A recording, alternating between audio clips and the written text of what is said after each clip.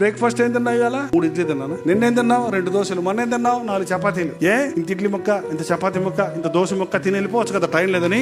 రోజు ఇంత తిన్నావు అనుకో, ఇడ్లీ ముక్క ఇంత తినడం, ఒక అన్నం ముక్క, ఒక అన్నం మెతుక, ఒక చేప ముక్క, ఒక మాంసం ముక్క, ఒక కోడి మాంసం ముక్క, ఇంత మొక్కలు తినేసి రోజు వెళ్ళిపోతున్నాం అనుకోండి, టైం లేదని ఎట్టుంటావు చెప్పండి? ఉప్పు అంటే పడిపోతాం.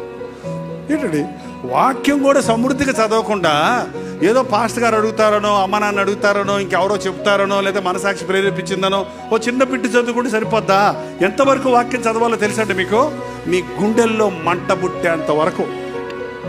ఇంతవరకు ఒక్కోసారి ఒక వాక్యం చదువుతుండగానే మంట పుట్టేస్తుంది అంతే. ఒక్కోసారి ఒక అధ్యాయం చదవాల్సి వస్తుంది, ఒక్కోసారి 4 అధ్యాయాలు చదవాల్సి వస్తుంది, ఒక్కోసారి ఒక పుస్తకంతో చదివేస్తాను. నేనైతే ఇర్మియా గ్రంథం అంతా చదివేస్తాను, ఒక్కోసారి యెషయా గ్రంథం అంతా చదివేస్తాను. అట్లా ఒకటి పట్టుకుంటే మొత్తం చదివేదాకా ఆపొద్దు, చదువుతూనే ఉండి మొత్తం సారంగా పెట్టాలనిపిస్తుంది.